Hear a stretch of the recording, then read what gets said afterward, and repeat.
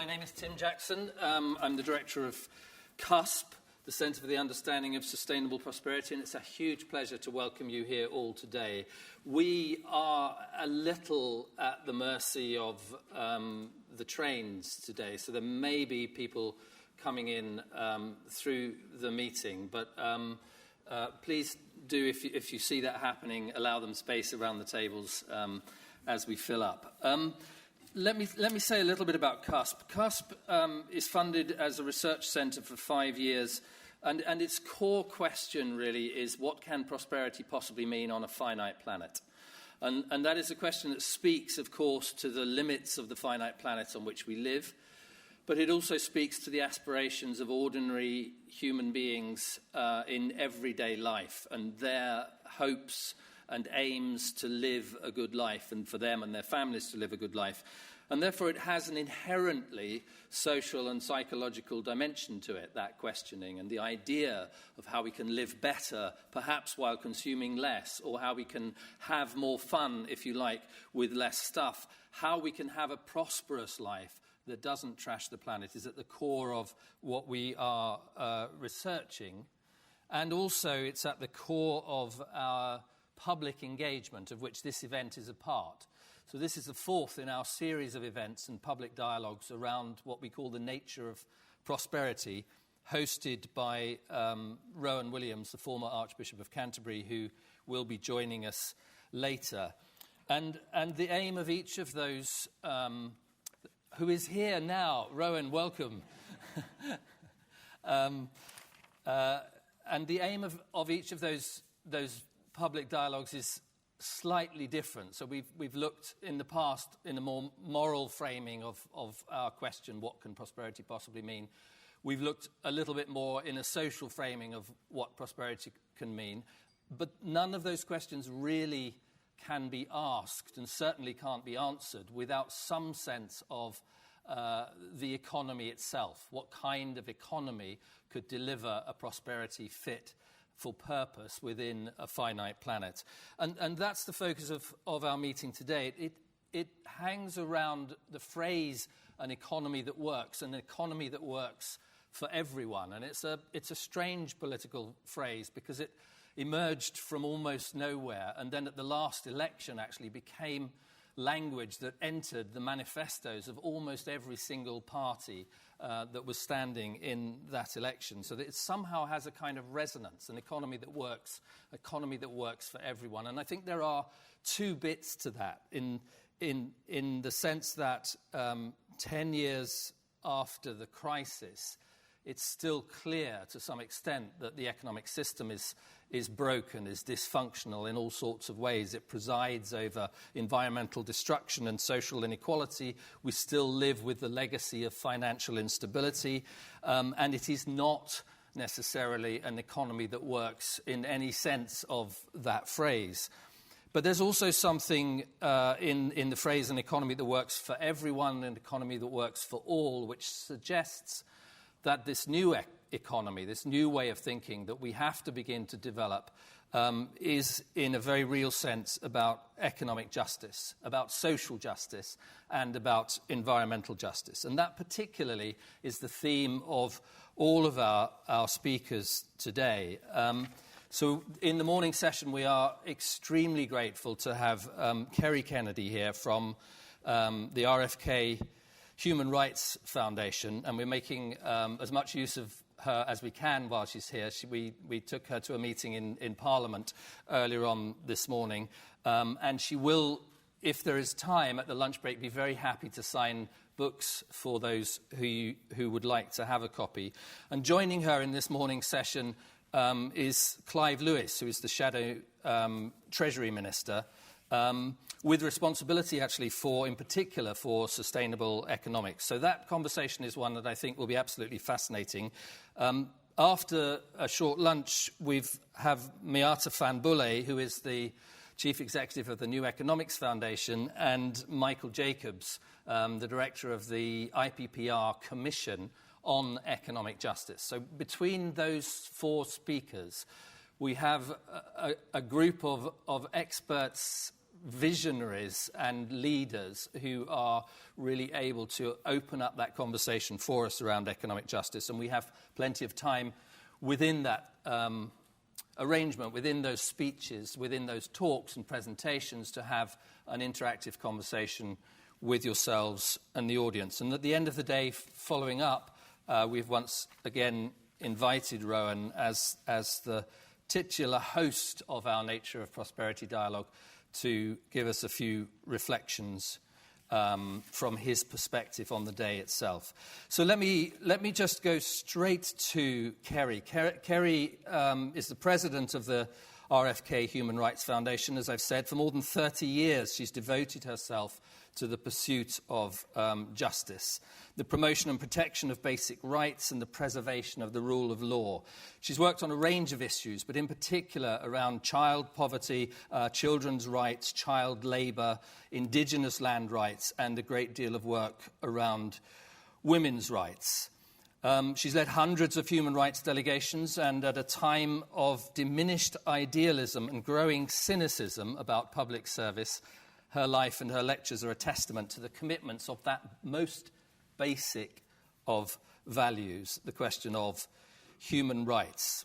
She is also, of course, the daughter of Robert Kennedy, and a part of the particular privilege of having her this year is that this is the anniversary of a speech that he made about the economy at the University of Kansas in 1968. It is also, of course, sadly, the anniversary of his death in that same year, just a few short months later. And a part of the reason that we've invited Kerry here today is to talk a little bit about her book, Ripples of Hope, which explores the legacy of a quite extraordinary politician and leader. And I just thought to introduce Kerry, I'd just quote where that phrase, ripples of hope, came from. And it came from a speech that Kennedy made in South Africa, actually, 2 years before he died. And it was a speech very much about injustice, about justice, and about equality. It was a speech in support of those who were at that time fighting apartheid as it existed in South Africa. And he had this to say: "It is from numberless, diverse acts of courage and belief that human history is shaped. Each time a man stands up for an ideal or acts to improve the lot of others or strikes out against injustice, he sends forth a tiny ripple of hope. And crossing each other from a million different centers of energy and daring, those ripples build a current which can sweep down the mightiest walls of oppression and resistance." It's the legacy of a visionary politician, and it's a huge pleasure to welcome Kerry to talk to us today about Ripples of Hope.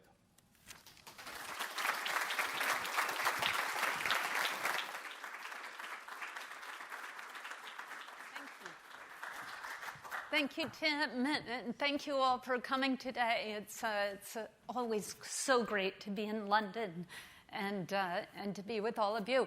I want to introduce Gail Everts, who's a member of the Robert F. Kennedy Leadership Council here, and Dennis Marcus. We just launched Robert F. Kennedy UK a few months ago, and Dennis is our executive director, so happy that you were able to join us this morning.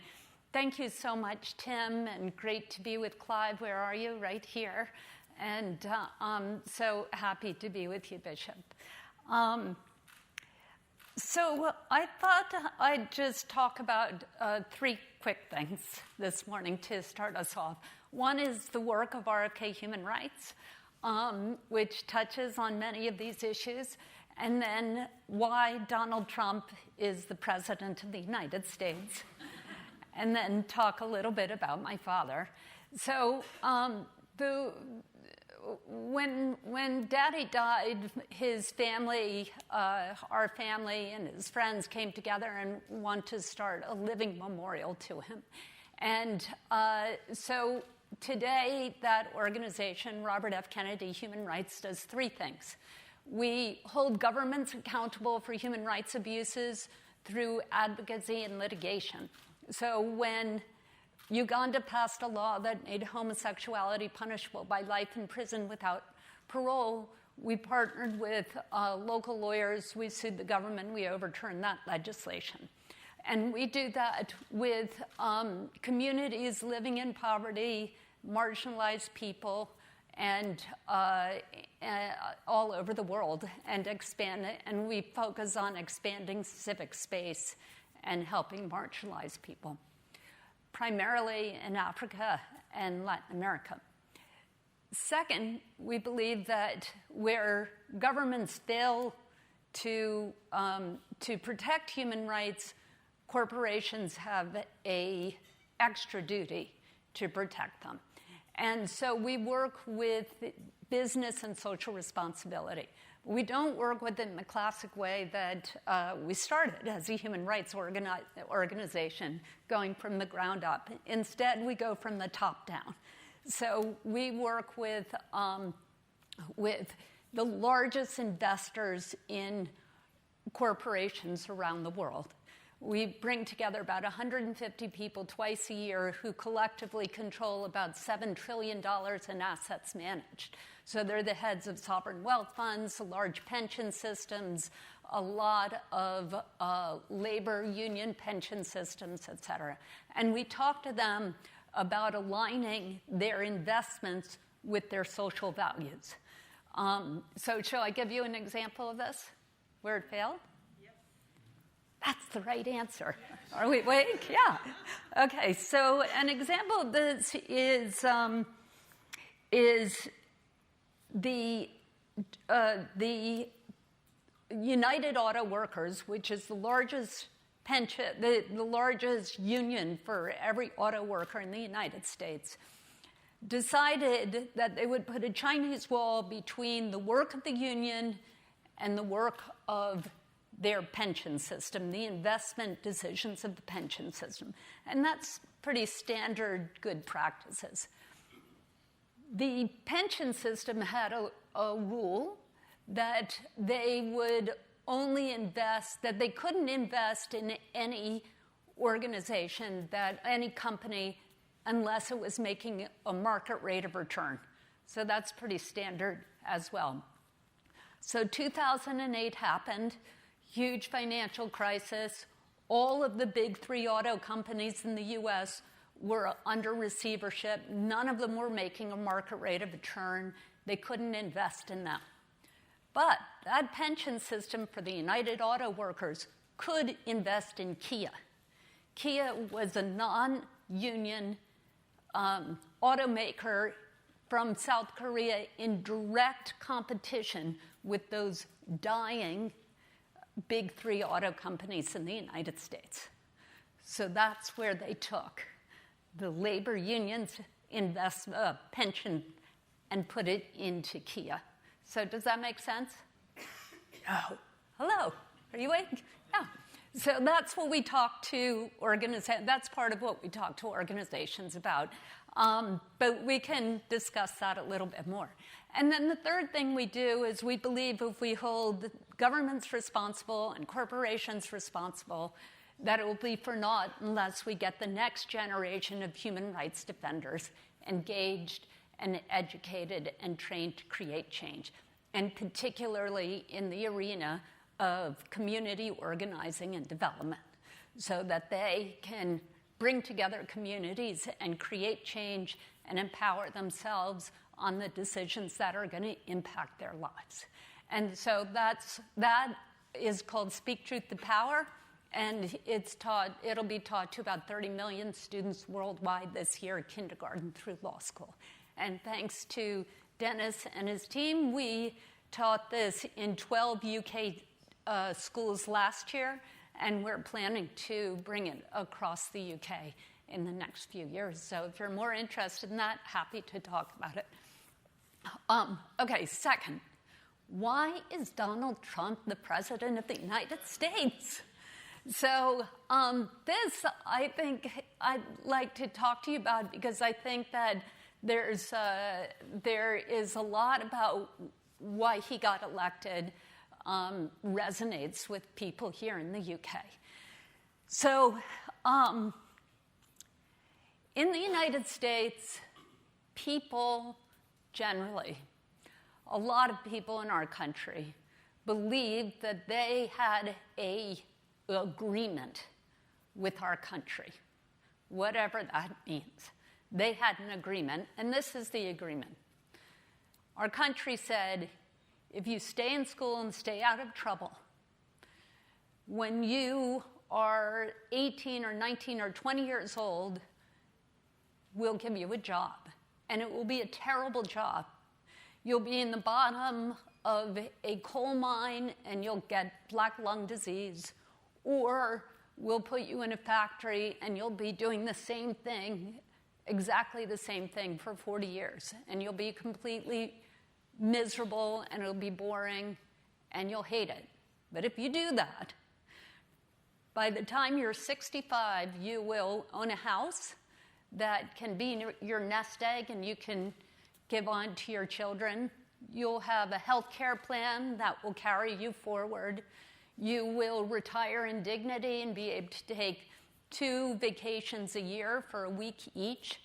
And your children will be better off than you are because they'll get a good education, a better job than you have.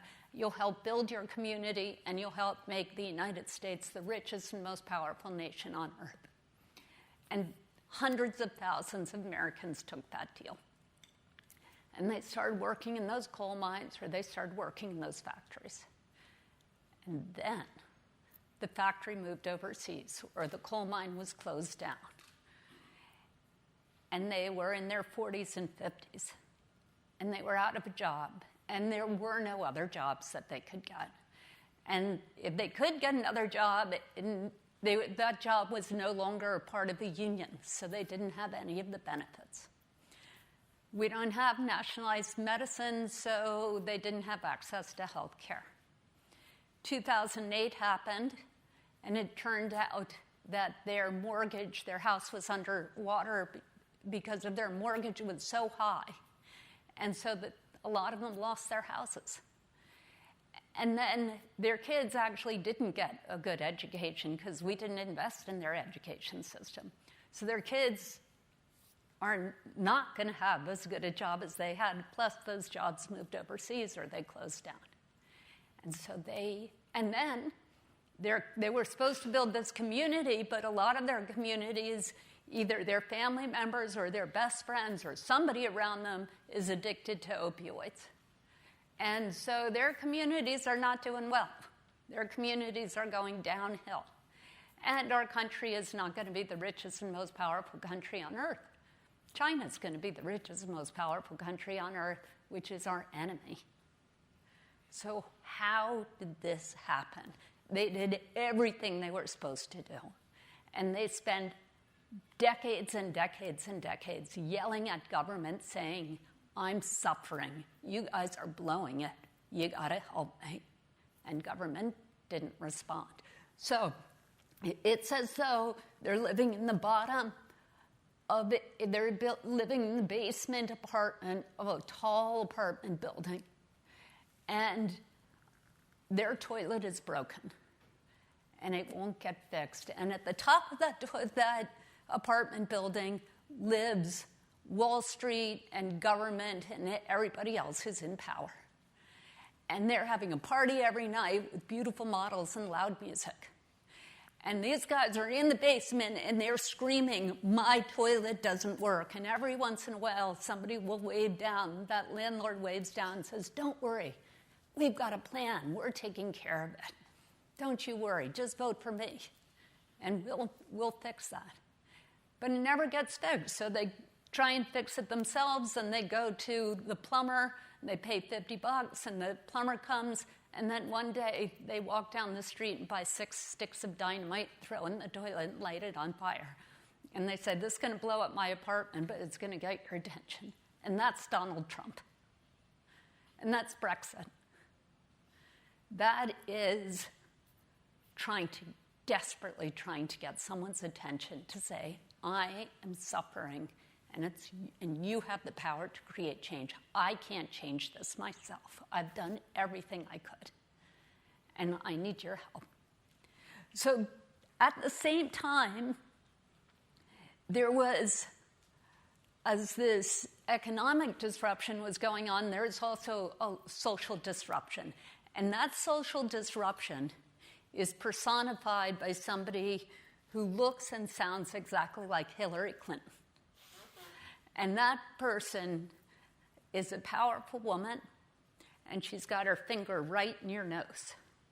And it's saying, your 16-year-old daughter can have access to reproductive rights and can get an abortion, even if you don't believe in abortion, and there's nothing you can do about it. And women are as powerful as you. And African Americans and Latinos and other people of color are going to be your boss. And gay people can get married, and there's nothing you can do about that. And, this just goes on and on and on. And that's hard. Now, that's not hard if you grow up with those values. But if you don't, that's a lot of change all at once, and it's all mixed up together. So people are angry, and they're scared, and their lives are changing, and they're changing economically, and they're losing power, and they're losing autonomy, and there's a lot of social disruption at the same time. And so that's why we have Donald Trump. Now, I grew up in a political family, and the easiest way for a politician to be elected is by playing to people's anger and outrage and fear.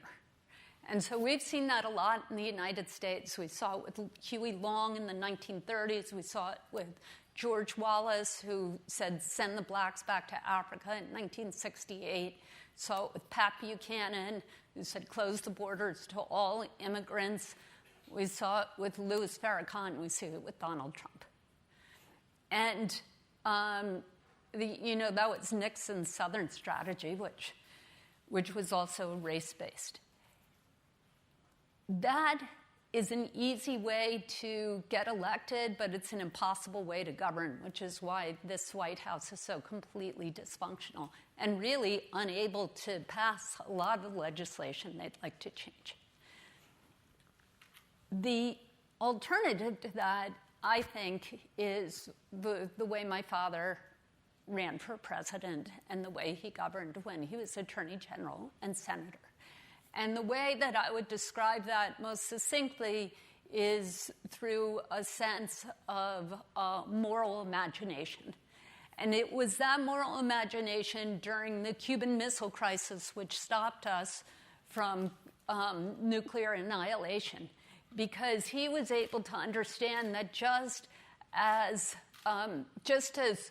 Uncle Jack had a military-industrial complex that was pushing him towards war and dropping a nuclear bomb on Cuba, so too did Khrushchev have the Soviet equivalent of the military-industrial complex pushing him towards war.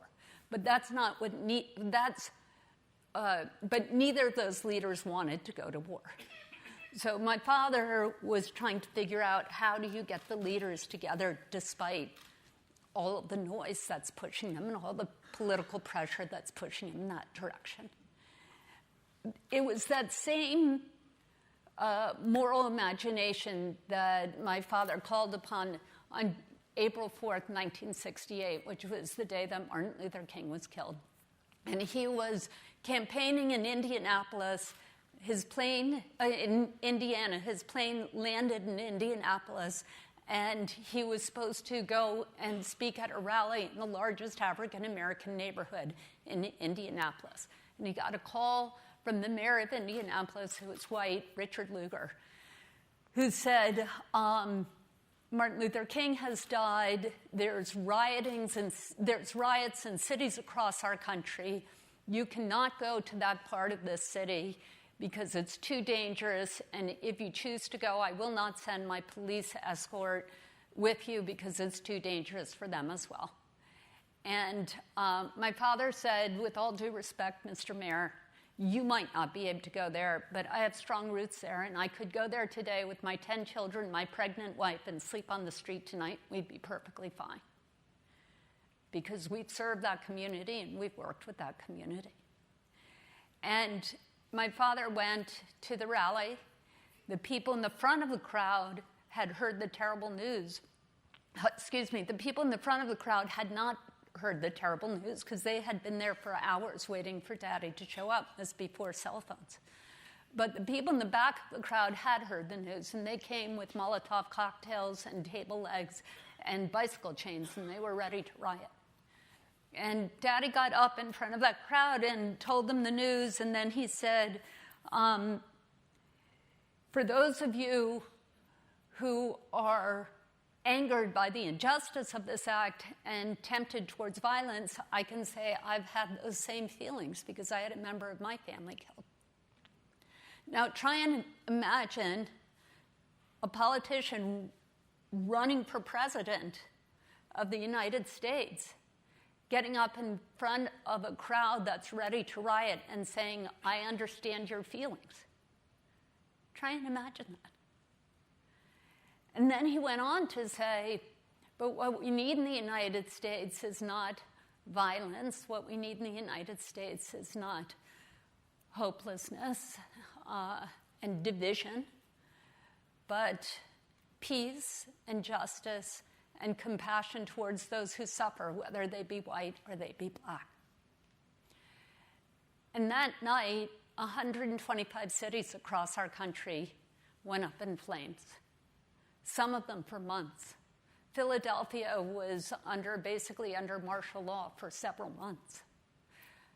But Indianapolis remained peaceful. So I think today, what people are yearning for, even though it's hard to imagine, when Daddy announced that he was running for president, he said, peace, justice, and compassion towards those who suffer. That's what the United States should stand for. And that's why I'm running for president of the United States. Imagine that as a platform today. Imagine someone getting up and saying that. Why are you running? Peace, justice, and compassion towards those who suffer. It's very difficult to see that happening and have a politician be taken seriously, and yet that's what people are yearning for. They're yearning for that message, black and white, young and old, rich and poor, red and blue. People want the better angels of our nature to be called forth. They want someone with a moral imagination. They want to believe that someone understands their pain and has a way forward that's based not on anger, but on love. And that's what I think is at the basis of what this conference is about today. I think that's what Tim's vision is. I think that's the basis of an economy that's built on community values and not on this terrifying, ugly vision of each man for himself.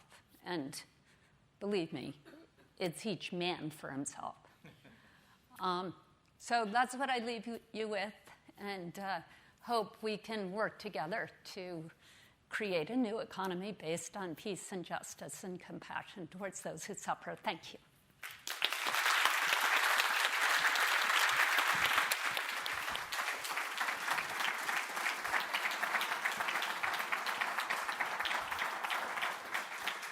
Thank you, Kerry, very much indeed.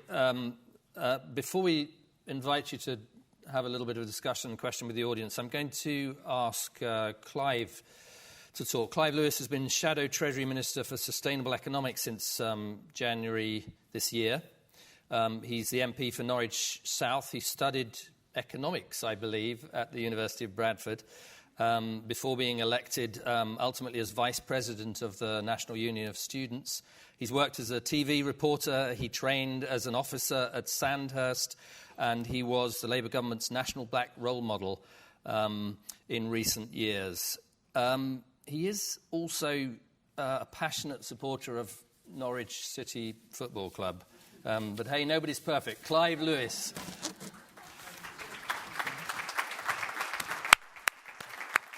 Thank you. I think we're going to be doing a bit of a chat later, aren't we, just after this? And so my team have kind of ensured that I minimise my chances of going off script by giving me a speech. And obviously, being on the front bench, that becomes a kind of something that you have to kind of accept.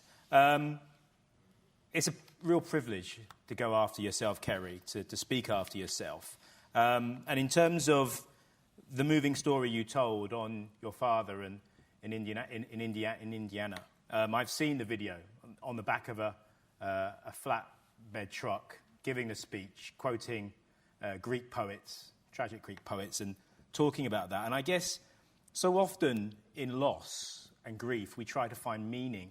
And I guess you would never have thought it at the time, but the loss of his brother, years later, would give him an ability to empathise, to potentially stop death and mayhem on a large scale. You would never think that, but if you can find meaning from his brother's death, I suppose that's one way in which you can look at that, his ability to be able to empathise, and for the audience there who were on the brink of violence to be able to empathise with him, because they would have known of he and his family's pain.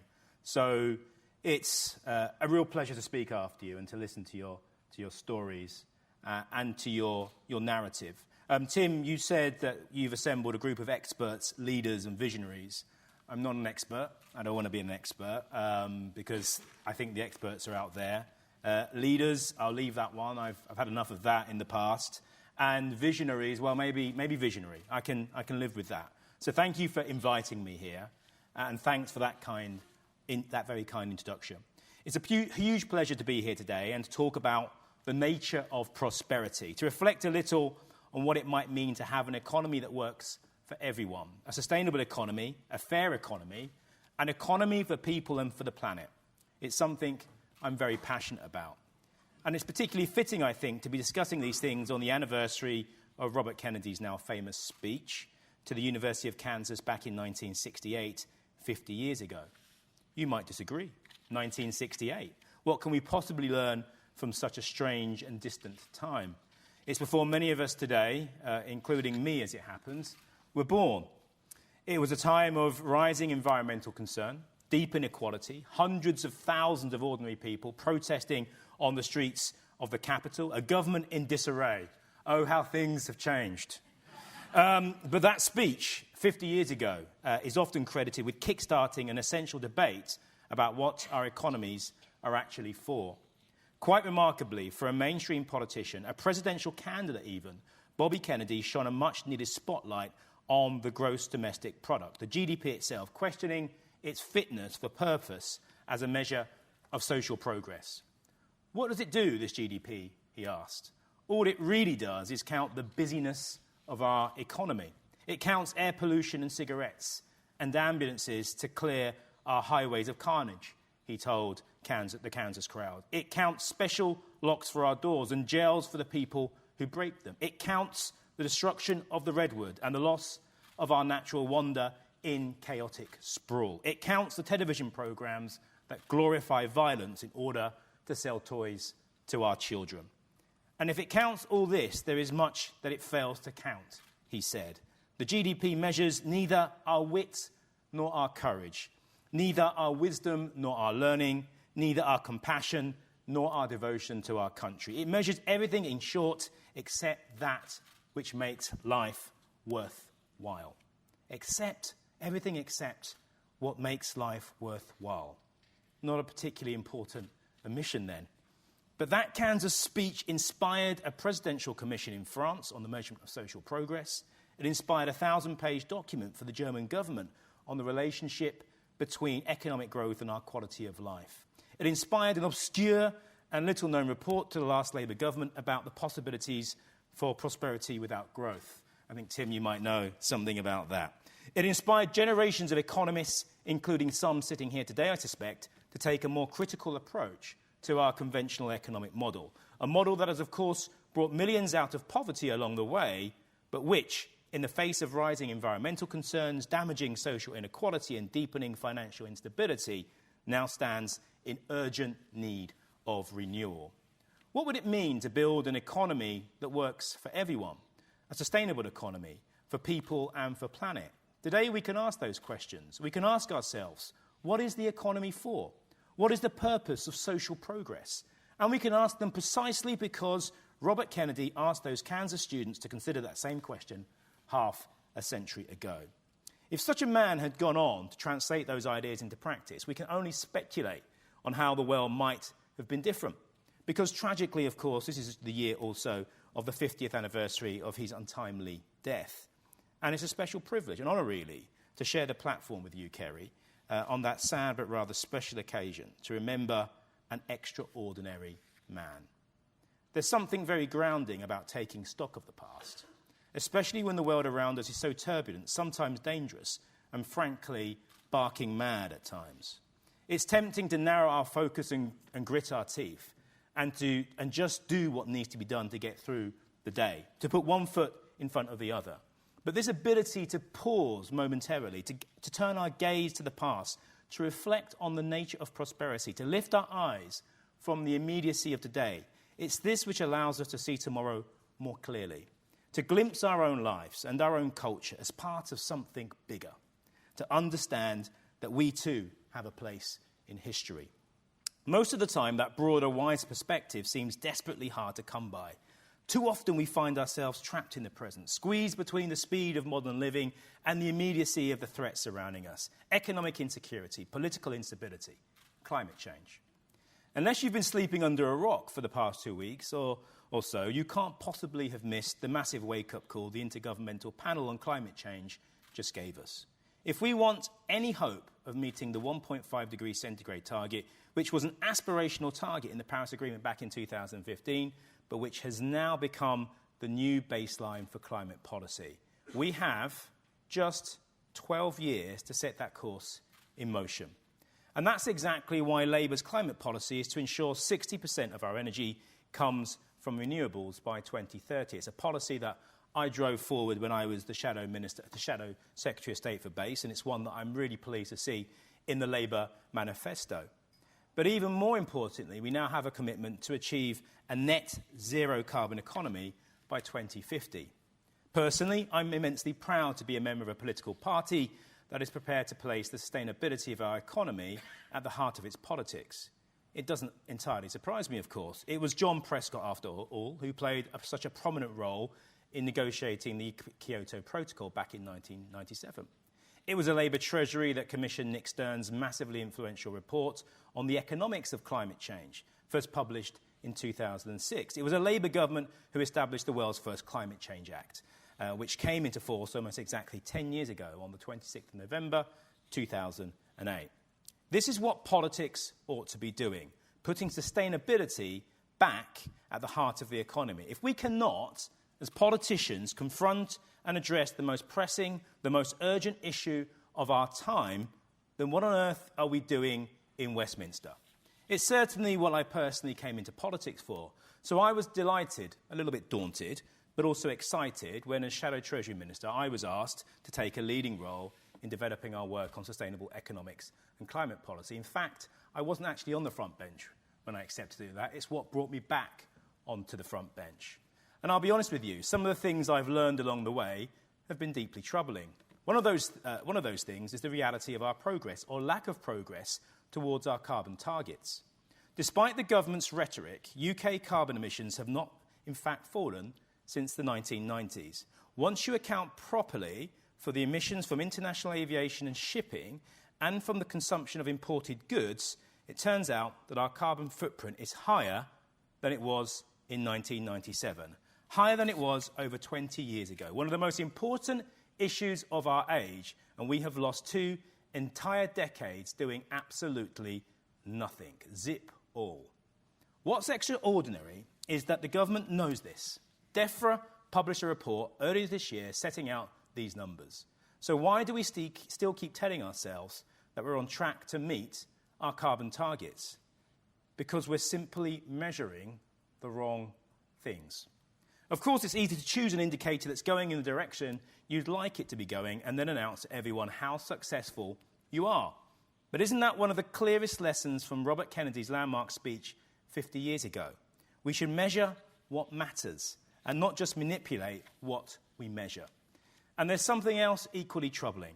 When you look closely at the 1.5 degree target, when you look at the UK carbon budgets, or even the IPCC emissions pathways, you find that they rely heavily on the availability of negative emissions technologies. Technologies which suck carbon out of the atmosphere rather than pump carbon into the atmosphere. Technologies that don't yet, at the scale we would need them, even exist. Science fiction technologies, in effect.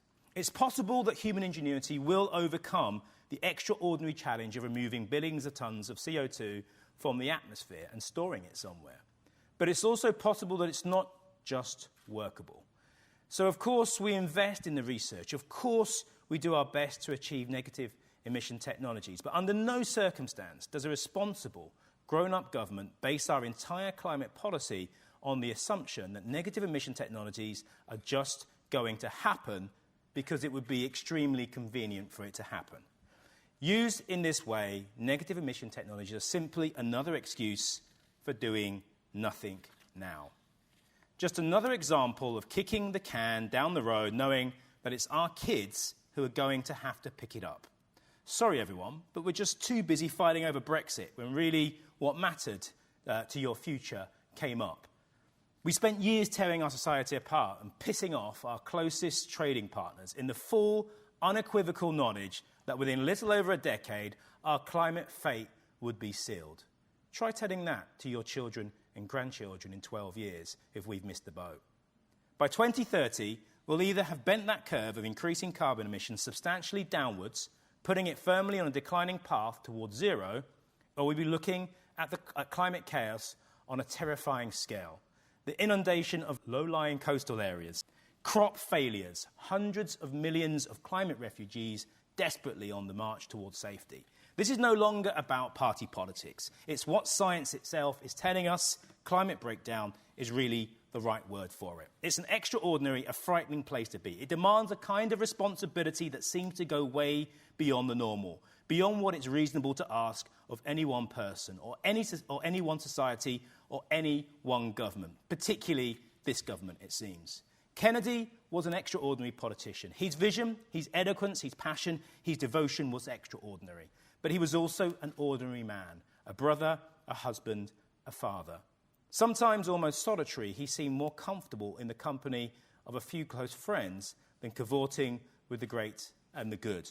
One of his biographers tells us of the story of him walking out of an important fundraising dinner one evening, preferring the solitude of the night to the expensive suits and the lush cigars. And in that sports arena at the University of Kansas, with 2,000 people clamouring to hear what he had to say, the same biographer noticed that at the beginning of the speech, Bobby Kennedy was so nervous that his leg was shaking almost uncontrollably. I can empathise with that. You can't see behind this podium, but I can empathise with that. Isn't that kind of weird to contemplate? That moment of panic, standing in front of the crowd, waiting to get the better of your nerves. It's something so immediately human, so easy to relate to. When Kennedy arrived at the University of Kansas that day, he had come straight from another speech, the first official speech in his presidential campaign at another Kansas university, Kansas State. The sporting rivalry between the two universities was legendary. The annual clash between two football teams had played out fiercely since 1911. "I'm really not here to make a speech," said Bobby. "I've come because I come from Kansas State, and they want to send their love to all of you." They did. That's all they talk about over there, how much they love you. The audience roared with laughter. They knew it was bullshit, basically. He went on to quote a former editor of a leading Kansas newspaper who once said, "If our colleges and universities do not breed students who riot, who rebel, who attack life with all the youthful vision and vigour, then there is something wrong with our colleges," he said. The applause was deafening. Doesn't it make you wonder about the timidity, the hypocrisy of a political system that sees fit to imprison 3 fracking activists who had the temerity to sit on top of a digger for 4 days, even when that act of dissent was made to try to hold the government to one of the very few things that is precisely in line with its own declared commitment to tackle climate breakdown. Thank goodness that a sense of outrage has finally prevailed there. I suspect we're still a long way from RFK's position on this, but it's worth repeating those lines of Robert Kennedy's. The more riots that come on college campuses, he said in 1968, the better the world for tomorrow. Just imagine how our newspapers would react if that was said by a prominent left-of-centre politician today. And obviously, I absolutely didn't say anything of that sort, and if you think I did, then you must have misheard me. But I can't help wondering at the extraordinary distance we've come from that world in which a senior politician encourages young people to take an active, radical role in politics, to a world which saddles them with tens of thousands of pounds of debt before they've even started out in life. Do we understand that the future belongs to the next generation? Sometimes it seems we don't. RFK's brother, the former US President John F. Kennedy, once appealed to the American people, ask not what your country can do for you, ask what you can do for your country. Perhaps it's time to ask that question in a wider sense, in a different context. Ask not what our kids can do for us, but what we can do for our kids. There's a fascinating initiative. It's been adopted in Hungary and also by the Welsh Assembly government here in the UK to create a formal structure to properly represent the interests of future generations, an ombudsman for future generations. It's an idea that Kennedy would have approved, I think. And ask not what the planet can do for us, ask what we can do for the planet. Because this isn't just about climate. We can save the climate and still destroy the world. Indeed, any business-as-usual scenario means that we almost certainly will, through massive breaches in planetary boundaries. It's certainly time to take up that challenge, to demand that our politicians take it up, and to take it up seriously, scientifically, with a full and complete representation of all the issues involved, with indicators that measure what matters, with policies that free us from the tyranny of broken ideologies. The current orthodoxy is to speak of the economic opportunities that tackling climate change will bring us. There is, of course, some truth to this narrative. Pushing through rapid decarbonisation calls for massive infrastructure investments and hundreds of thousands of good jobs. Yet implicit within this orthodoxy is the assumption that left to its own devices, perhaps with a few small tweaks, the market will, in its own sweet time, step up to the challenge facing us. That's not going to happen. It hasn't happened in 3 decades of climate policy. It's not going to start happening now. We should be absolutely clear on that. The one thing capitalism finds it hard to sell is the very idea of consuming less, of living within our means so that our children can meet their own needs. Personally, I would go even further than this. I'd argue that the entire paradigm of deregulated markets, the all-consuming drive for profit maximisation, and the gross inequality that's arisen from that, it's this which has acted as the greatest pressure of all in driving ecological degradation. Because one thing is abundantly clear, climate breakdown is, above all, a question of social justice. Today, the richest 10% of the world's population are responsible for half of all global emissions, while those least responsible for causing climate change will be hit first and worst by its impacts. Even within the UK, responsibility for climate change isn't equally shared. A recent study in the UK's carbon footprint found that the richest 10% of households have a carbon footprint that is almost 2.5 times higher than the poorest 10%. The very richest households in that survey had a carbon footprint 30 times higher than the poorest households. Quite apart from the moral implications of such a finding, the implication here is very clear. Efficient carbon mitigation policies must target the high emitters first. As climate scientist Kevin Anderson puts it, you can't take carbon emissions away from people who didn't have them in the first place. Any policy that is serious about dealing with carbon emissions must recognise this is the issue where business as usual means that many that many will suffer as a result of the actions of the few. It is the small wealthy elite of gross emitters who need to be tackled. And that can only be done from the left of the political spectrum, in my opinion. I suggest to you that one ray of hope that we have today in the UK is that we do have an opposition waiting for power today whose leadership has shown clearly that they have the courage and the appetite for radical change. Radical change we need now. Thank you.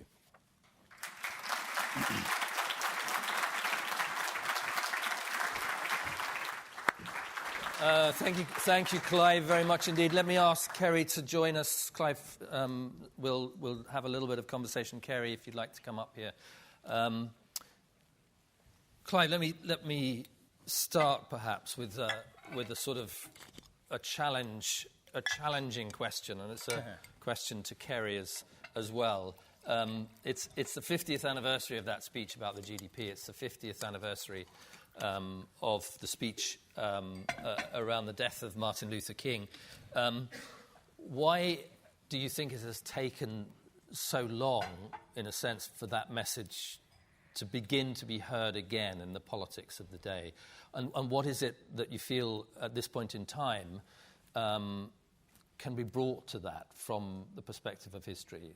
Did we learn during those 50 years? Is politics something different now? Is it something better now? Or is there an opportunity to create the change that actually Kennedy was talking about 50 years ago, but was so slow to happen at that time? I think one of the reasons why Kennedy's vision wasn't able to play out is maybe only now being listened to. Is basically, I think if you think of Barry Goldwater, and this was really in that period, he had a drive for the US presidency, and he was often seen as the first neoliberal candidate before Reagan himself. And I think actually what you saw develop after the 60s and 70s and into the 70s and 80s was an economic illiberalism, I would say, but economic liberalism, an economic theory which took hold and took root, which in many ways beguiled all of us, the so-called trickle-down effect, where we were through deregulated markets and various changes to the economic structure, we were convinced, and we saw, as New Labour experienced, the ability for left-of-centre of governments who should have been taking that torch from Kennedy and driving it forward, basically acknowledging, conceding that the end of history had happened and that this economic orthodoxy was where we were, and that was the new reality. And in many ways, Bobby Kennedy and his speech and his passions were forgotten. It was a chapter for another era. And that maybe is one of the ultimate failures of the political class of the last, if you want to call it the centre-left, the last 30 years or so. No one's going to deny that there was much good done, much investment in health and education, but it was built on sand. As we saw in 2008, and it was built on principles and philosophies which actually haven't stood the test of time. And we have been proven. It's been proven now that so much of what's happening economically and in terms of power structures within Western economies is about protecting the rights and interests of capital at the expense of labour, of people, and it's had an awful effect on our lives. You can see what's happened in terms of Trump, in terms of Brexit. And one part of the analogy of your tower block analogy, which I think is brilliant, and which I was thinking about, is the people in the middle of the tower block who are kind of doing okay, kind of can see the parties going on up there, but their facilities are a bit better. They're still in this horrible tower block where it's not that great, but better than down there, because these people have thrown dynamite into the tower, into their toilet. They're not shaking their fists up there. They're shaking their fists down there. And that's to my mind, is the wrong solution. The solution is for the people in the basement and the people in the middle to come together and pull that building down and build lots of little bungalows and communities. That's what they want to do. So I think the last part of your question was, what is the challenge now? Has politics changed? I think it is changing. I think it has to change because we're on a countdown. One of the things I've seen from talking to the climate scientists and experts on the working group for sustainability, which we've set up in the Shadow Treasury team, is just that the fudging that's been going on. If there was an alien battle fleet slowly coming to us, and we knew about it 20 years ago, you can bet your bottom dollar we'd have mobilized, we'd have got our stuff together. Well, if you look at the Hollywood films, we would have. But instead, we sat on our hands for 20 years. So I think, some of the changes that are taking place in politics, this disruptive element that's happening, some people just want to kind of put their hands on their ears and say, I want to go back to how it was in the 1990s and noughties. It can never go back to that, and I wouldn't want it to go back to that. I welcome this kind of chaos in some ways, because from that, politics might actually wake up, people might actually wake up and begin to do something about it, and we're running out of time to do that. But I think this chaos may be the trigger for that to happen. Thanks, Clive. You mentioned 2008 and the financial crisis. I mean, that was clearly it was a sort of point of inflection. It was a point at which some of these realizations came through. But strangely, it wasn't entirely a point of change. No. What do you think we've learned from that, both from the crisis itself and the fact that actually following the crisis we weren't as yet able to change that system in the ways that it demanded? Because at the end of that crash, the right... I remember listening to a Radio 4 documentary, and it was straight after the crash, and it was on Radio 4, and it was basically billed something like the race for a narrative to understand the 2008 collapse. And unfortunately, for whatever reasons, and there's quite a complex set of reasons, the right won that argument, i.e., that wishy-washy social democrat political parties spent too much on welfare, on people in those years. The compact was, you make vast profits, and the social democrats say, we get to spend on public services. Well, they kind of reformulated that and said, actually, that deal was really rubbish, and that's what brought, not our greed, that brought the system down. It was you spending too much on these welfare programs, on education programs, on public infrastructure, and that's what had to go. And it was that narrative that won, I think in part because the political left did not have an alternative narrative to be able to confront that in any depth. And you can see now across Europe, social democratic parties have basically imploded by and large. Where they've succeeded, in Portugal, in Spain, you could argue in Greece, although that's a difficult one, but it definitely, in terms of how Syriza have held that country together on the brink of fascism, I think it was, a few years ago. And in the UK, with the revitalisation of the Labour Party, has been where they have tried to articulate and make a break from that orthodoxy in the past and have said, actually, we need to now think outside the box. It's taken a long time, but I think ultimately, fundamentally, back in 2008, the left did not have the analytical tools or the narrative to be able to explain what went on.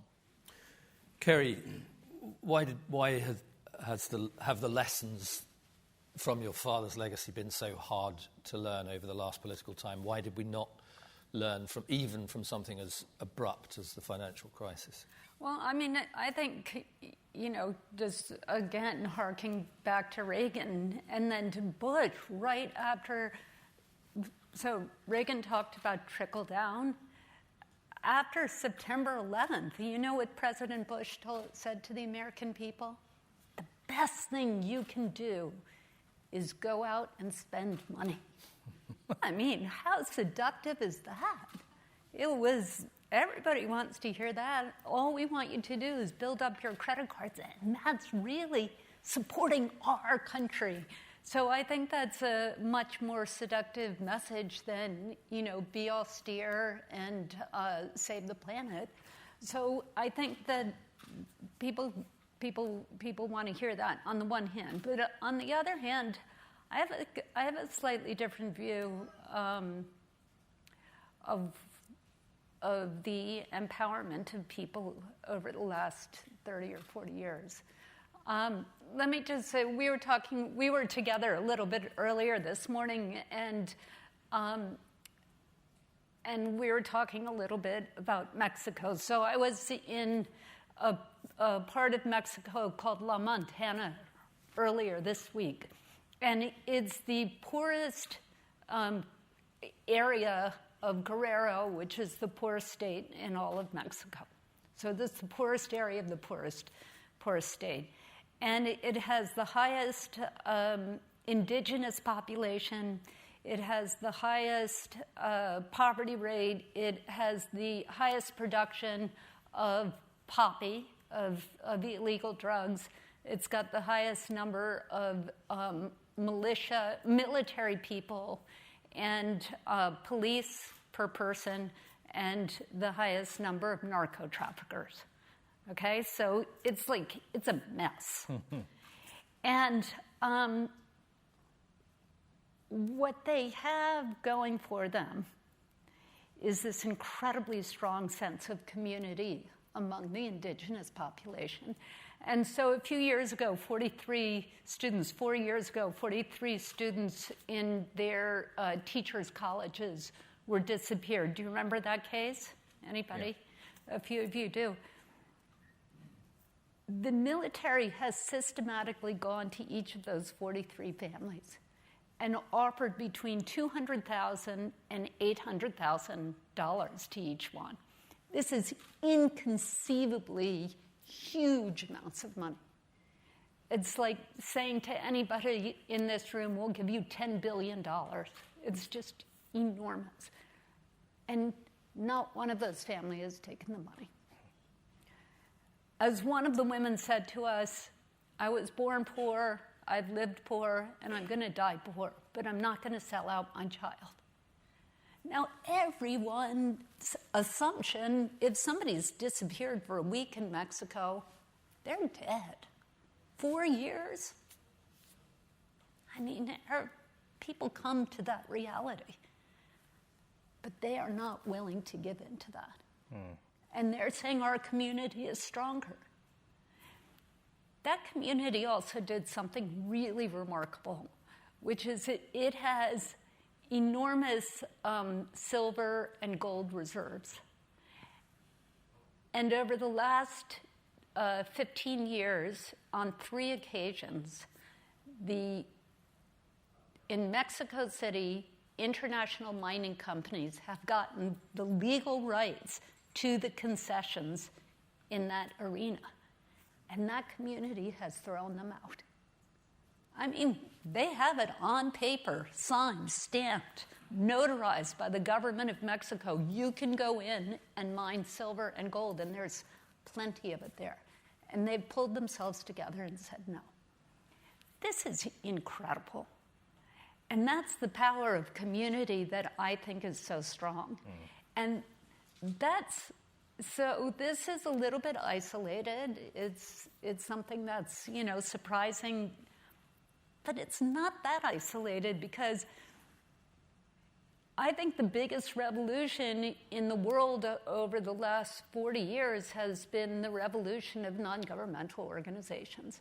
And, so when I started working in human rights in 1981, large countries, Western countries, had lots of NGOs, but they were mostly religion-based. There were whole swaths of the world across Africa, Russia, the Soviet Union at that time, China, that didn't have one non-governmental organization. Now there are thousands in every single country.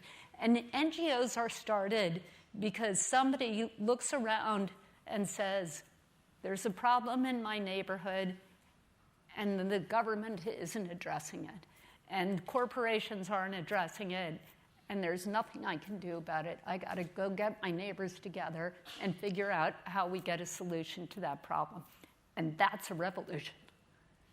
And over the last 40 years, if you think about the biggest changes that have happened on Earth, it's all happened because of those NGOs. So in 1981, all of Latin America was under right-wing military dictatorships. Today, there's not one left standing. All of Eastern Europe was under communism. There's not a communist country leader left. South Africa was at the height of apartheid. South Africa has had a series of freely elected governments elected by a majority of their people, and women's rights was not on the international agenda. And CEDAW, which is the Women's Rights Convention, has now been ratified by 183 countries. All those changes came about not because governments wanted them to, or multinational corporations wanted them to, or armies wanted them to. Governments and multinationals and armies tried to stop them. They all came about because small groups of determined people harnessed the dream of freedom and made it come true. That's what we've got going for us. And that's what's going to drive us forward to create to save our planet and to create that so change. Perhaps we could, I mean, it's fascinating, particularly the story about Mexico and actually how those communities turned their backs on essentially financial reward in order to hold on to their values. And your story also about what happened in the election of Trump in America, and that could almost be translated to the UK and the situation of Brexit, obviously, that there were communities entirely left behind over decades who wanted to have their say, who wanted to throw that stick of dynamite, even actually when all of the mainstream politicians at that point were getting out and saying, if we leave the EU, guys, we're going to have an economic penalty for this. It's an almost exact analogy to the story that you're painting. I guess my question is twofold, really. One is is there what is the danger in that? Because those communities, in turning their backs on those economic values, are potentially putting themselves at a future risk within an economy that is still very much founded around those same financial values. And the second part of the question, really for both of you, is what is the role of government in that? I mean, this power that comes through communities that you've described so eloquently, does that still mean that there is a role for government? And what should that role be, do you think? Well, I would just answer, first of all, I'll tell you what I think, but I'd really love to hear what you think, because it's ridiculous for us to be on stage without you. You're the expert on this. I'm just I'm a human rights activist, but you really know, Tim. But I think that the difference between Mexico and, let's say, Brexit, those Brexit communities, is Mexico was the community coming together saying, what do we want? What are our priorities? What do we need to get there? It's very positive. Those 43 parents did not do this on their own. They did not resist the army one by one. They came together again and again and again and said, what do we want? What do we need? How do we get there? That was community organizing 101, which then, when the army came in and offered those bribes, they said no. So the Brexit communities, that wasn't about community organizing. That was just about throwing, that was about the dynamite in the toilet. So the good news is that people are able to work in unison with one another. And so I think that it sounds like Britain, like the United States, is really ripe for someone coming in and doing basic community organizing with the philosophy, with the principle that those closest to the problem are closest to the solution, and saying to people in those communities, what are your priorities? What do you need? Is it better health care? Is it better education? Is it jobs? What do you want to do? And what do you want to accomplish? And what do you need to do to accomplish that? Rather than the way the only solution for you is voting me into power, which is really the only kind of community organizing that they've probably seen for the most part. Yeah. Right. Clive, I know you've been very supportive of enabling communities and that sort of community-led change. Where does government stand? So I think the role of government, and one that's being developed within the Labour Party, and let me be quite clear, it's not a kind of straight linear path. There are big arguments going on inside the Labour Party. I say arguments, they're not throwing plates at each other, but discussions, we say, comradely discussions, about the nature of what Labour going into power is about. There is a tradition on the left, a history on the left of kind of democratic centralism, of statism, which is a very kind of post-war 20th century model. And one of the examples that I gave earlier, and I'll give to you, is over the issue of energy, the Big Six. Do we nationalise the Big Six on the cusp of technological changes which mean that community energy, renewable energy, heat pumps, solar, wind, is going to enable us to have community energy, people actually owning their own energy generation in cooperatives to be able to, which is resilient, which is able to give them and their community an income and things which will actually help build resilience into those communities, empowering communities. And that takes power away in some ways from government and from big corporations. And that's where this synergy with new technologies, these are the opportunities that are now beginning to present themselves. But it's still a quantum jump for many politicians to make, but who are still kind of fixated on kind of an old 20th century model of what kind of socialist progress should look like. And this is about actually saying when we come into power, we give power away, not just democratically in terms of decentralization to local government and so on, but actually economic power. In terms of, for example, driverless electric vehicles could be a reality very soon.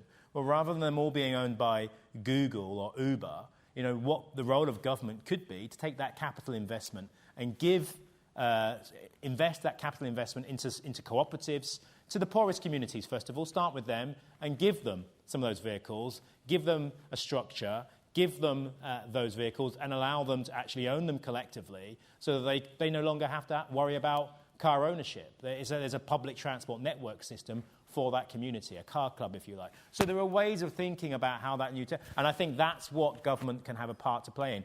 I think the other side of it as well is what I was trying to get across in my speech, is I think for far too long now, in terms of leadership, political leadership, there's been a transactional approach to politics, which is give us your vote and we'll do this for you.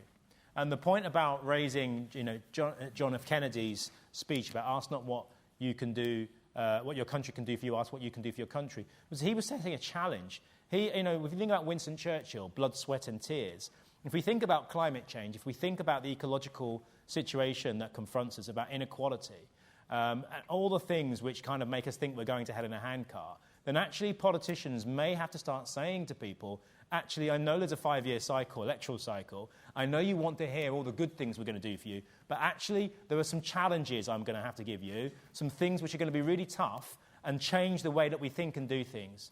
And that is going to be a challenge for politicians. And if they don't step up to that and show that leadership, then actually I think generations in the future will look back and say that leadership failed at a critical moment. So that's not an easy thing to do, because obviously as a politician you want to win. And we have a system whereby people want politicians to give them lots of goodies. Well, I think, there are goodies there, but it's a different type of goodie. It's a sustainable type of goodie, but it's also about saying how we live our lives at the moment is going to have to change. And it can be done in a fair way where those with the most contribute the most, those who pollute the most pay the most, pay all for that, the polluter pays principle. So I think it's a change in how politicians, what they're prepared to offer, the leadership they're prepared to show, asking those tough questions. And, it may be the case that the electorate vote you out. Well, that's the electorate's choice.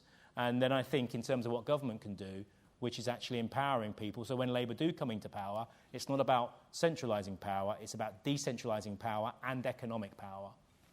Thank you, Clive, very much. I'm aware of time, and for various reasons, we have to finish more or less on time for lunch. So what I'd like to do is take a few questions from the floor, and we'll take, if I may, 3 at a time. So the gentleman there who's very quick to raise his hand, the lady here in the middle, and for geographical reasons, let me identify a third somewhere anyone on this side of the floor? Yes, the man there in the red tie. So we'll start with this gentleman here. And we'll take all 3 questions together, and then I'll ask Kerry and Clive to respond.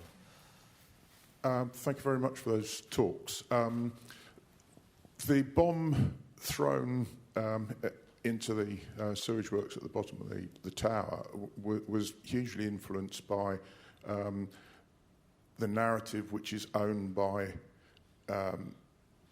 the media, which is owned by the people who live in the top of the tower. Those people at the top of the tower also own political parties to a great extent, possibly not so much as in the States. So is the only way forward through community empowerment? I belong to a community group which a couple of weeks ago organised a conference on zero carbon West Berkshire. We're trying to get our political parties together locally to work together for the zero carbon future. Do we have this problem with political parties and the prostitute state? Okay, so the question of power and the potential for communities to have more power. Thank you for both of your contributions. My question is mainly for Clive, and I really liked his speech. And it's of course wonderful to hear somebody speak about planetary boundaries from a front bench. But I can't help but remembering that when Labour was in power, they let a company of, I think it was the only UK manufacturers of wind turbines, they let them go under. And I understand that it's difficult for a party to sell. And this is why I'm interested in you saying that you could live with being a visionary, and I'd like to push you a little bit on that. How would you sell a future with no growth, which is what we need because decoupling isn't a thing?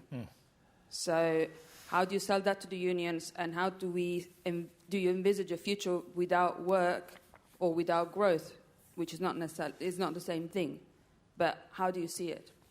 Thank you. Thank you. I'm not sure the first bit of that was quite right. I saw Michael was furiously shaking his head about the implications of the past Labour government. But the second part of that, the legitimate question about the selling of degrowth, if you like, for Clive to wrap his head around. And yes, the third question here before we... very briefly, do you think democracy will survive the next 20 or 30 years? I'm not just talking about the US. Let's take a vote on that.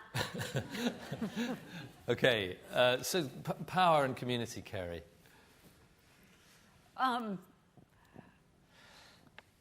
Well, I'm not sure it's the only way, but I think it's part of the solution. I think that there's a lot of ways that that power is derived and that change happens. And I think that if we want to create the type of radical change that has been articulated on the stage, that it is absolutely essential to have community organizing and community empowerment.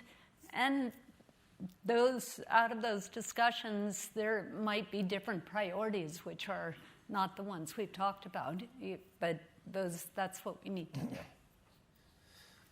Clive, particularly, I suppose, the degrowth question, the political challenge of that. It is a political challenge. And I mean, obviously, the first thing to say about the last Labour government was the fact that, a lot's happened in the past 5 years. We're under new management, as I once explained to someone who was criticising what Labour had done in the past. And whilst I think it's fair to talk about the good components of what the last Labour government did, I personally believe that having had 13 years of a Labour government, as opposed to a continuation for those 13 years of the major government and whatever would have come after, was vastly better. So, but that doesn't mean that you can't have a critique using hindsight of what they didn't get right.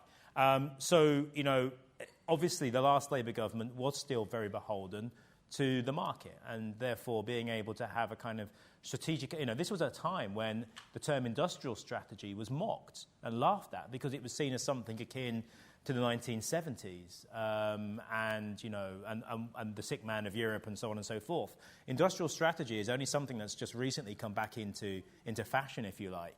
But actually, if you wanted to see strategic sectors of your economy grow, you would not let a producer like that, a manufacturer like that, go under. I couldn't conceive of that under a future Labour government happening. But in terms of the growth question, look, I think there is an issue to be had on this, and it is difficult for politicians to talk about it because so much of the language, so much of the programming within economics, within the media, within the narrative, and the way in which people discuss the economy is based on growth. And one of the great things about the work that Tim's doing and why I'm involved with it is about deconstructing that narrative and beginning to break it down into its component parts so it is easier to provide an alternative narrative. And I think what I would say in terms of growth into the future, it's about, if you want to call it good growth, green growth, or, for example, decarbonising our economy on a massive scale. So, for example, the 4 million homes that we want to bring up to a zero carbon emissions standard, decarbonising our energy grid, for example, producing renewables on scale to be able to meet the challenge of that 60% target by 2030. That's going to take growth in certain sectors. There's no two ways about that. We're talking about massive growth in certain areas, so it's where that growth takes place. Do I want to see growth in Coke can factories or Coke factories? No, not particularly, but actually in terms of all the public health implications that has. But I do want to see growth in areas which are going to add to decarbonise our ability to be able to decarbonise and create a sustainable economy. And it might be at some point in 20 or 30 years when we've put ourselves on a sustainable footing, ecologically and in terms of climate change, that actually we start talking about basically flatlining growth, if you want. And I mean, people like Keynes and so on were talking about this 60, 70 years ago, about the possibility of that. And I think that steady-state economy is something that politicians and economists are increasingly looking at. We have a finite ecology. We have a finite planet. We cannot have growth indefinitely. Decoupling, there is lots of evidence to suggest that decoupling simply doesn't work. Claire Perry was talking about the decoupling recently, just after the IPCC conference, how they've decoupled growth from carbon output. It's bollocks. It's selective accounting. They haven't done that. So I think if people are prepared to speak up, and there are politicians now who are, on the Sustainable Economics Working Group, we had a whole session on the issue of growth and what we measure, the metrics that we're using. So this is happening now. We're challenging this now, but it is going to be it's going to be a tough one to be able to convey that to a public who have been kind of hardwired to equate growth with rising living standards. Thanks, Clive. I think we might come back to that question a little bit this afternoon as well. The question about democracy, I mean, Kerry was a very good suggestion to vote on the future of democracy. Perhaps the way of reframing, not reframing, but thinking about that question is how best to protect democratic legitimacy in the kind of circumstances that we have. And I'll ask you just to maybe reflect on that a little bit while we take another round of questions. So there's two on the table there and the hand at the back as well. So just we'll go to the left geographically, from my left. Yes. Thank you. Thank you both. Well, thanks to the three of you. I hear a few of these talks a year, and I think this is right up there. And, thank you for giving us legitimacy to think big and different, and it is what we need.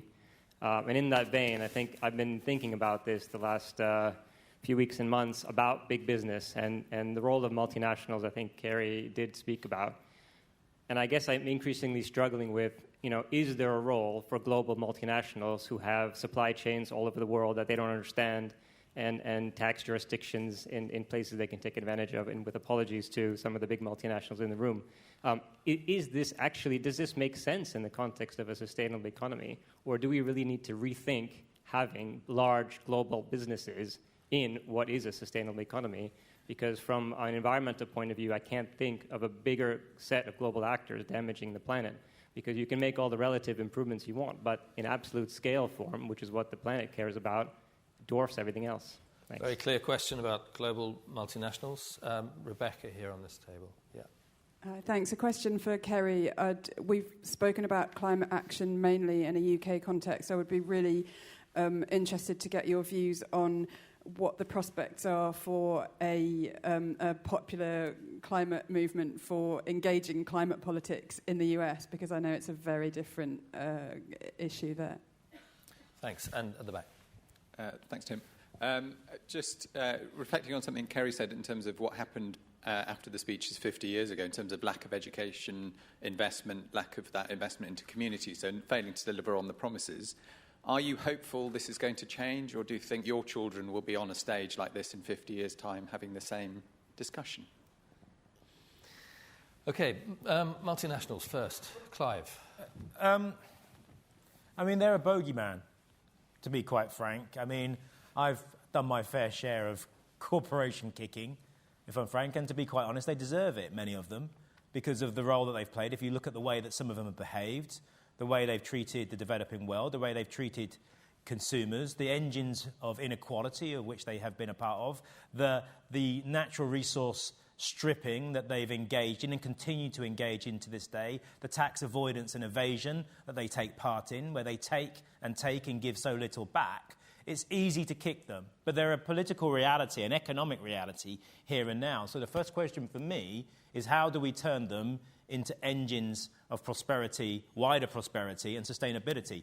Is it even possible? But I think it's a legitimate question. Is it possible? Are they so hardwired to be destructive engines, democratic for our democracies, for our societies, for our economies, for our ecologies, that there is no fixing them? Or actually, can they be reformed as some of the, let's face it, these are some of the most, if you want to call a very narrow definition of success, some of the most successful, profitable, ruthless organisations the world has ever seen. Is it possible to change them within certain parameters to actually become engines of prosperity, engines of sustainability? I think that's a legitimate question to ask. I know there are some people in corporations themselves that are asking that question because I think they understand these are people who have children themselves, who want a future for their families themselves, and that isn't going to happen on a dead planet or a planet of which war is ravaging it or which there is ecological degradation. So personally, I think they have to change radically. Do they have a part in the future? That's yet to be determined, and I don't have the answer for that. I'd like to think we could harness their energies and turn them to kind of benefit humanity, which I don't think they've really predominantly done at the moment. But, I mean, that one's up in the air. So that's how I'd answer that one. On will we be here in 50 years asking the same questions? No, because if we have to ask those same questions, we're finished, basically. That's the problem. When you look at the timescales that we're talking about, one of the I think another debate that's now taking place in politics is this idea of timescales. And if you look at what's coming out still, I will have to say, from all the political parties, we're talking about timescales of 2040, net zero emissions by 2050, say, for example. Well, if there's a 12-year window of opportunity, and if we're being really pessimistic, 7 years, but let's say an average of 10 years, if you've got a target of 2050, that's just an opportunity for more fudge, as far as I'm concerned. Really, what we want to do and what I would like to see within Treasury, if it happens, is for the Treasury to become responsible and accountable to be a driver for decarbonisation and other sustainability goals on an annual basis. So that we're talking about what's needed is 15% decarbonisation a year, okay? An annual reduction of 15% across overall sectors. That's what needs to happen, short-term targets which can't be fudged. Now, if you have that, then you begin to ask yourself very difficult questions about how your economy and wider economy is going to achieve that. And I think unless you do that, unless you shorten the timescales we're talking about, the temptation is far too great to kick it to the next generation and the next generation of politicians. And so I think that's something that we'll need to do. So if someone is on here 50 years' time, I imagine there will be it'll be a kind of Terminator skyscape out there with broken windows over here. I just don't see it being that good a place. We've got to sort this now. We haven't got 50 years. Kerry? Yeah, I think we should do away with all multinational corporations. No, I think that it's complicated. I like business. We need business. We need jobs. I like having my job. I want my kids to have jobs. So we need business. We just need business that's oriented towards humanity and towards people and towards our collective will. And in order for them to do that, we need to articulate what that will is, which comes down yet again to bringing people together and saying, what do we want? How do we get there? And taking it out of the realm of the people, of the small group of people at the top of that building who, according to these financial statistics that we heard about earlier today, have an increasing amount of power in monetary terms, in carbon terms, and in power in all the ways that it can be measured. So I think that's the big challenge. And the question of climate in America, is it a conversation that can now be had? Yeah, it's not obviously at the federal level. You know, look at what the Trump administration is doing on climate. First of all, they gave the entire State Department to ExxonMobil. I mean, it's just absolutely extraordinary in this day and age that we could hand over that amount of power in our country and in our world to one multinational corporation. If you look at who's the head of the EPA has been, oh my God, it's just terrifying.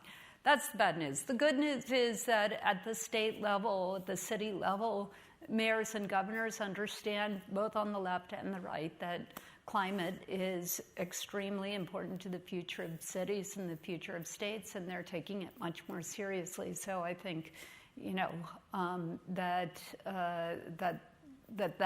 a source of hope. A couple of very quick questions, and then we will have to... So there's two ladies on the table here, and I'll go straight to you because it'll ease microphones. Thank you. Thank you both for some inspiring conversations this morning. I really want to go back to the speaking truth to power and ask a question about how we arrive at a shared political settlement in order to move to this future. Because as a child of the anti-apartheid movement in South Africa, I have watched the transition and what it took to start creating a new economy. Before the new economy could be created, we had to accept a fundamental change in the rules of the economy, which was to actually include the equality of all human beings, and then reorganize the economy on the basis of that. I've since studied the anti-slavery movement in the 1800s, particularly in the UK, and what struck me is that the point at which the economy changed was when they worked out how to pull the pin on the slave-based trade through the ships. And so the way that the economy was unfolded was again legislation-based, because they were able to remove the economic basis on which the ships traded the slaves. But ultimately, people had to let go of the asset. People lost power and lost money and lost value. So my question is, and then the economy reorganized around a new set of values. So my question is, how do we get a shared political agreement, settlement, around the fact that we have to have a whole bunch of people with power and money today have to surrender value? As one of my fellows at the Danella Meadows Institute says, we've got to keep coal in the hole. We've got to keep the silver and gold in the ground and have the custodians, the indigenous people that are still the custodians, their economic value on the global balance sheet, so that we can then revalue and reorganize. Otherwise, all our efforts on the left trying to move forward economically are hampered by the fact that we continue to invest in the old. That's very powerfully put, thank you. That's a new settlement and the surrendering of value. Yes, the lady here. We've heard a lot about decarbonisation, which is stuff going on out there. We've also heard about the need to reduce consumption, which is the stuff that affects, that we can all do, those of us who have disposable incomes. And I was very struck by the story of the very poor Mexicans who turned down these huge sums of money. And I wonder if it's possible to kind of say what the essence of their satisfaction with what they have is, and how that can be spread so that we develop a culture of sufficiency rather than excess. Fantastic. Two last questions. So Clive, particularly on this question of a new settlement and the resharing of power and value itself. Do we stand at a point in time where we have brave enough political leaders to make that a reality? I think there's a real problem here, You only have to look at, when you look through South Africa, I think, if I'm right in saying, is pretty much a historical exception where those in power have kind of peacefully kind of handed power to another group. I mean, we can argue about where economic power is in South Africa still, but it's still quite a rarity. And I think history shows that normally those in power go down spitting blood, if I'm honest, yeah? And so, kind of on that negative start to my kind of response, it is a problem, because I think one of the reasons why the current Labour Party, with the people in charge of it, Jeremy and John MacDonald, who are seen as such a fundamental threat to the political and economic order, those people with wealth and power, that vested interest. The reason why there's such a kind of hushed, if you want, or not an effective opposition against them is in part because of what's happening economically, and what they're saying is chiming with the public, an increasing part of the public who understand this. But I also think it's because the establishment itself is arguing against itself over the issue of Brexit and many of the symptoms that they themselves have been responsible for. And that chaos may well enable them to cross the threshold, which I think in other times, in more kind of stable times, they would really struggle to do, because I think that they would close ranks. But at the moment, those ranks are all over the place as to where the future of the kind of capitalist class is, whether it's in Europe or whether it's to go off over to the Atlantic and with the Atlanticists. So that's a real opportunity. But even so, even if there is a Labour government, and I define this as a Labour government that will do all the things that we want to see happen, challenge wealth, challenge power, challenge vested interest.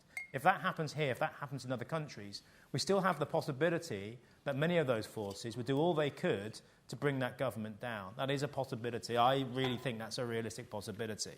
And I guess then you have to ask yourself, if that's the case, is there a future scenario which we can see where they will just kind of give up and let us do that?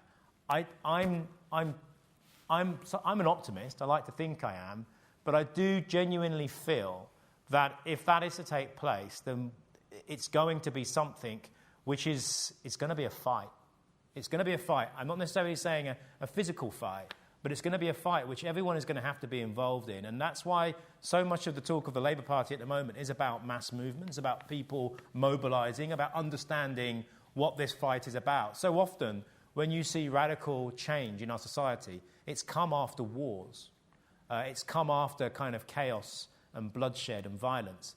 I hope we can overstep that mark. I hope the threat of climate instability and climate change and rising inequality is enough to wake people up. But I don't have a crystal ball. I don't know whether that will happen. History seems to suggest that they won't just walk away, and they will put up a fight. But I think if we can involve as many people in the process in that political change as possible, which is why it's so important that Labour policies are about involving people, about giving power to communities, because once they have that power, they won't give it back. It's a lot easier to take power from a centralised state and government that is currently controlled by maybe a Labour or socialist government, if you wanted to call it that. It's a lot more difficult to take that back when you've got millions of people empowered, and they'll be far less likely to give it back up. But it will be a real struggle, I think. Kerry, you're here to talk about ripples of hope, and that's very much your father's legacy, and he was a politician who, above everything, did everything in his power to step back from that kind of conflict and offer a different sort of alternative, that idea that the small actions of honest people can accumulate to overthrow oppression.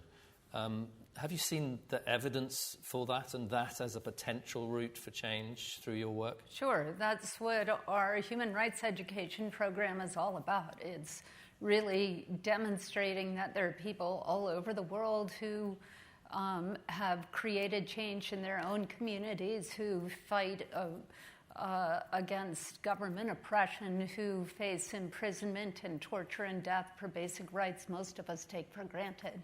And that they're successful in doing that, whether it's Nelson Mandela and Archbishop Tutu, or His Holiness the Dalai Lama, or Elie Wiesel, or Malala, or so many other great great leaders, and those people exist in all of our neighborhoods and communities. So I think it's that notion that one person really can make a difference, and that all of us coming together can sweep down the mightiest walls of oppression and resistance, as my father said.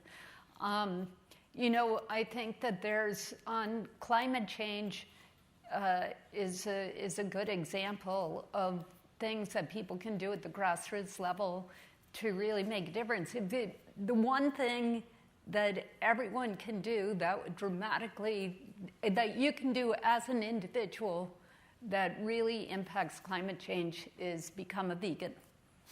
So if you're serious about it, become a vegan, and let's have this whole country become vegans. That would change things.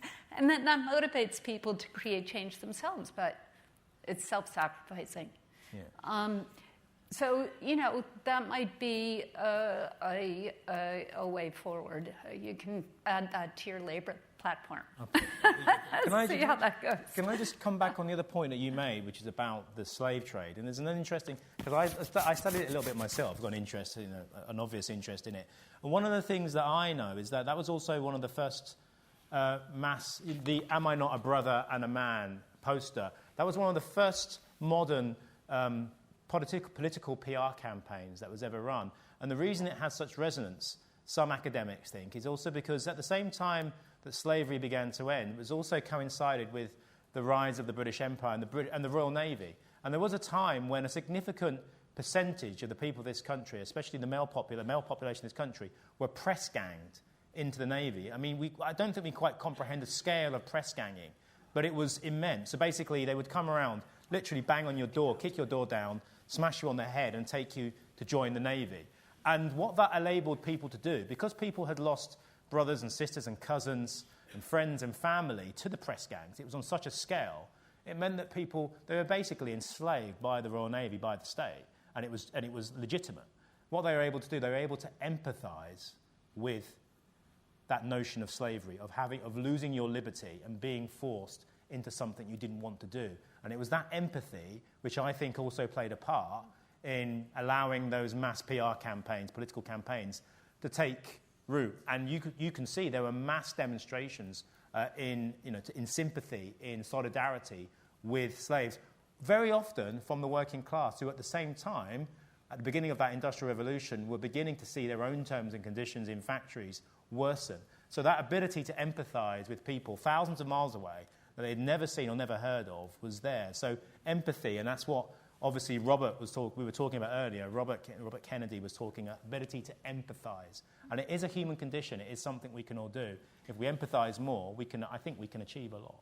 If I can just add to that, I was at a dinner a couple weeks ago with a whole group of city planners, and they had just come from the National Conference of Mayors in the US, and I said, so what were the mayors talking about?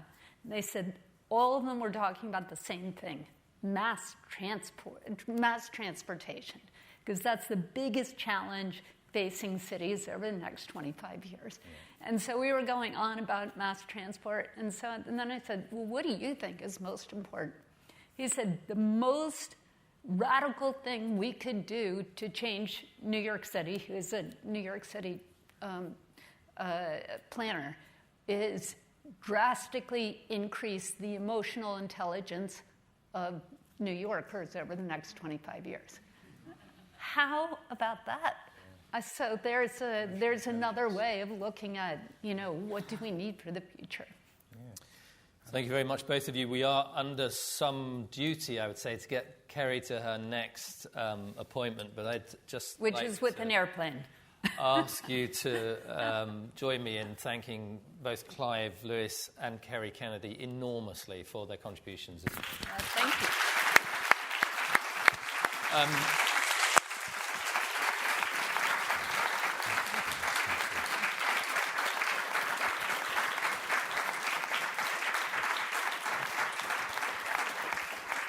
Thank you. I'm going to let Kerry go because she really is under some time pressure. And we are going to let you have lunch. There are vegan and vegetarian options in lunch. But while you're having lunch, you might want to look at one of our exhibitions downstairs. We've talked a lot about 50 years in the past, 50 years in the future. In CUSP, we're working a lot with children, and we have downstairs a photographic exhibition from one of those projects, which I'm just going to ask Kate very briefly to describe. Tim has probably just described it for me, but we have an international project in CUSP which asks our central question of how is it possible to live well within a world of limits to children and young people living in Brazil, in India, New Zealand, South Africa, Bangladesh, the UK and Japan. And we've been asking them to take photographs to show us what matters to them in their everyday lives and the details of their everyday consumption. So we've got a taster of that for you in the foyer now. We're going to be launching an exhibition of that work at the Foundry in Vauxhall on the 7th of November, and we'll have our international partners there with us to talk about that work on that day. And if you'd like to come along to that event, if you get in touch with us, we can give you an invitation. But it'll also be at the Foundry. It's a free space. You can go and look at the images from the 7th of November through into January. So have a look now. Thank you, Kate.